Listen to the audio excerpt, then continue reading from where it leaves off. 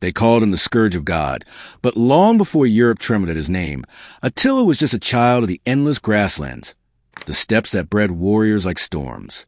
Born around 406 AD, Attila's earliest memories were the skies stretching forever and the rumble of hooves shaking the earth. To the Romans, these lands were chaos, home to barbarians. But to the Huns, it was a cradle of freedom, forged by wind and war. The Huns were not builders of cities or writers of books. They were riders, nomads bound by blood, by loyalty, and by their horses. From dawn till dusk, they lived in the saddle, mastering the bow before the sword. In this crucible of motion and violence, young Attila learned one truth. Mercy was weakness. Raised under the dual rule of his uncles, Octor and Rugula, Attila was schooled in both diplomacy and destruction. He witnessed how his people were both feared and manipulated by the Romans, hired as mercenaries one day, hunted as enemies the next. These early lessons carved his soul into something cold and precise. By the time Rugula died, Attila was ready. Alongside his brother Bleda, he rose to power over the united Hunnic tribes. But even then, something burned brighter in him, an ambition that made others uneasy. He did not just want survival. He wanted domination. The Huns were no longer mere riders in the mist. Under Attila, they would become a storm, one that would sweep across Europe, leaving kingdoms trembling in its wake. And soon, that storm would break. In 434 AD, the two brothers, Attila and Bleda, became the rulers of the Huns. Their first move wasn't war, but negotiation. They struck a treaty with the Eastern Roman Empire, the Treaty of Margus. Rome agreed to pay them 700 pounds of gold each year in exchange for peace. To the Romans, it was diplomacy. To Attila, it was tribute, proof of fear. The gold fed his war machine. It armed his riders, bought loyalty, and built momentum. But while his brother Bleda seemed content, Attila's hunger only grew. He saw Rome not as a partner, but as prey, a fractured empire rotting from within. Years passed, and the tension between the brothers deepened. Some chronicles suggest Bleda tried to limit Attila's ambitions.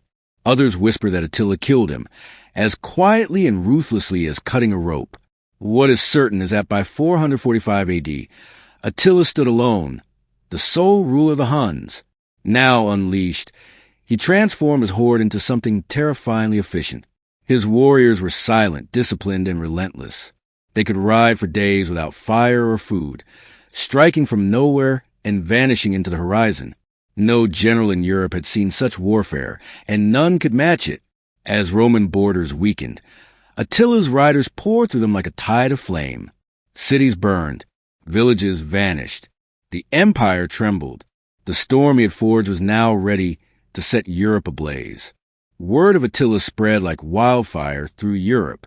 To the Romans, he was not merely a warlord. He was an omen. Tales exaggerated his features, that his eyes burned like coals, that his voice could silence men, that he could bend nations with a glare. Fear became his greatest weapon. By 447 AD, Attila turned his gaze on the Eastern Roman Empire once more. The excuse? The Romans had violated their treaty. The result? Devastation. He swept through the Balkans, crushing city after city. Nisus, today's niche in Serbia, was reduced to ash. The once mighty imperial defenses crumbled before him. The Emperor Theodosius II had no choice but to beg for peace, offering an even greater ransom, 2,100 pounds of gold each year. Attila accepted, but peace was an illusion. His victories were a test, and he had passed. Now his eyes turned west, toward Gaul and the heart of Roman power. As he prepared his legions, his enemies whispered prayers.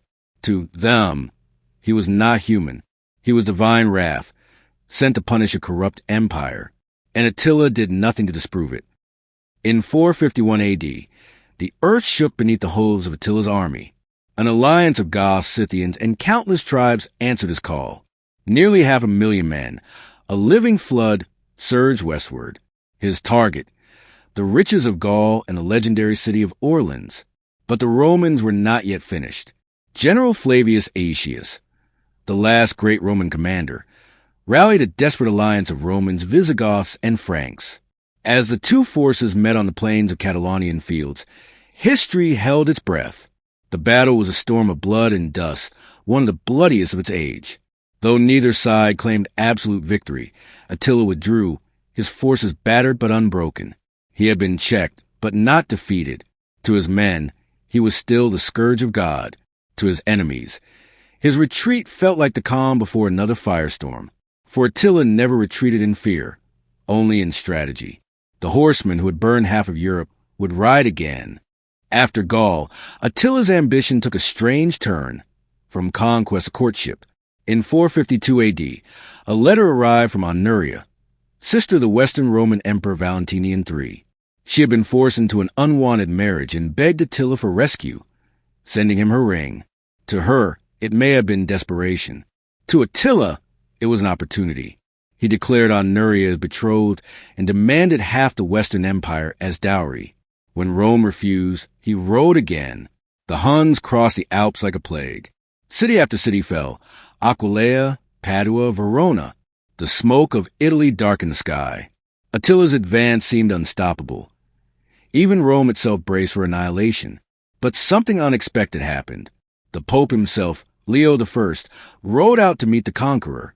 History shrouds their conversation in mystery. Some say Attila saw a vision of St. Peter and St. Paul beside Leo, warning him to turn back. Others say the Pope offered a vast ransom. Whatever the reason, Attila withdrew, sparing Rome. For once, the Horseman chose to halt the fire. But his empire of terror had reached its zenith. The end was riding closer. When Attila turned back from Rome, the world held its breath. No one knew why he had spared the Eternal City. Was it divine intervention, political calculation, or simply plague and famine that stayed his hand? Whatever the reason, the unstoppable tide of his fury had begun to ebb. But even in retreat, Attila remained a figure of terror. His army ravaged northern Italy, burning cities, taking captives, spreading dread wherever the sound of hooves echoed. His riders, once united by ambition, now whispered among themselves. The empire of fear he had built was vast, too vast to control forever.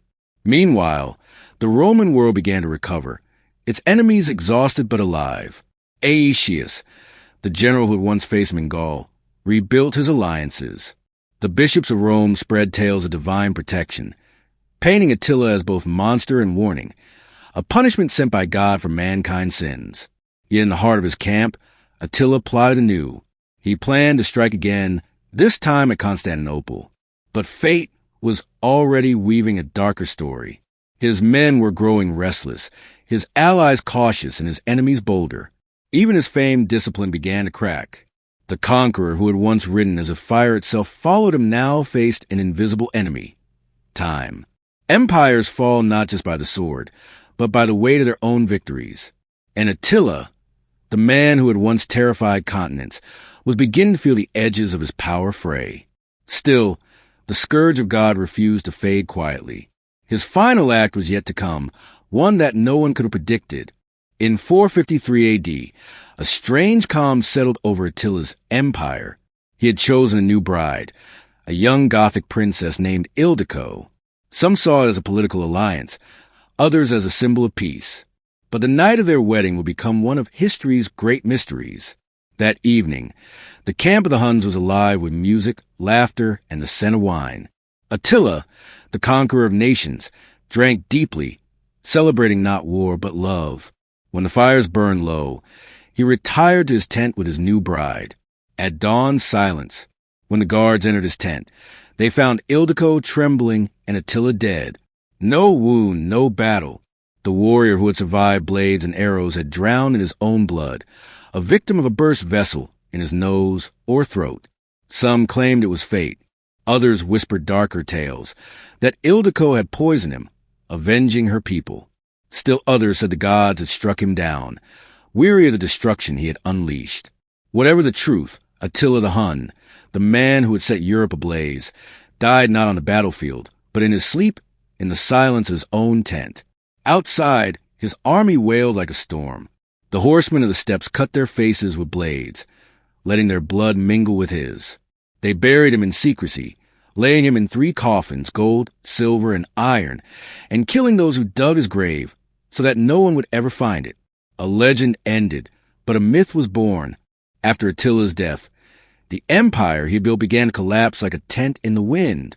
His sons, Alec, Dengizik, and Anak, fought among themselves for power. The unity that had made the Huns unstoppable shattered almost instantly.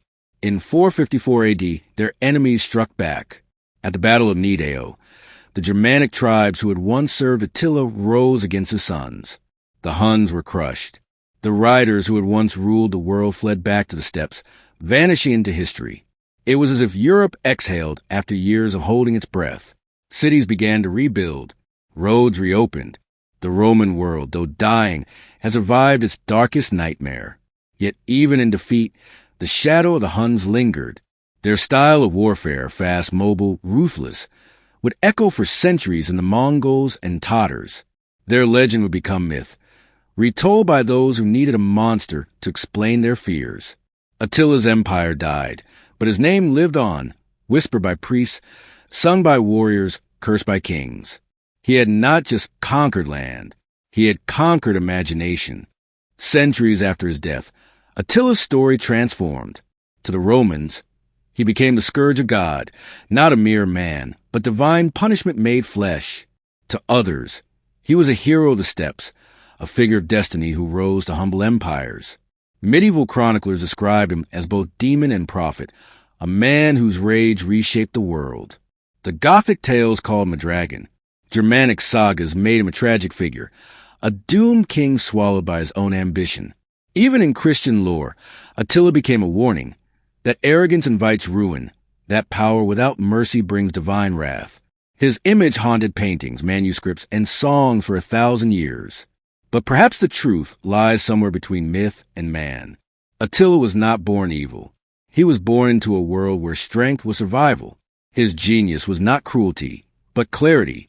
He saw the weakness of Rome, the divisions of kingdoms, and exploited them without hesitation. In another age, he might have been an emperor, but in the 5th century, he became something else, the living embodiment of fear. Long after Attila's empire turned to dust, his shadow remained. Every time a conqueror rose in the east, Europe remembered him, in whispers, in prayers, in nightmares. Genghis Khan, Timur, even Napoleon, all were compared to the Scourge of God. His story is more than conquest. It's a mirror.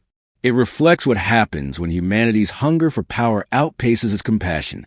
He burned Europe not just with fire, but with a reminder that civilization is fragile, one rider away from ruin. The grass grew again where his horses once thundered. The cities rebuilt, but the legend endured, because Attila the Hun was not just a man. He was a warning that even the greatest empires can fall, not by the sword of another, but by their own weakness. And in the echoes of those ancient hooves, history still trembles. The fire of Attila still burns, not in the ruins he left behind, but in the memory of those who feared him. If this story gripped your mind, subscribe to the Crit Story for more dark tales that shaped our world. Remember, history is never as silent as it seems.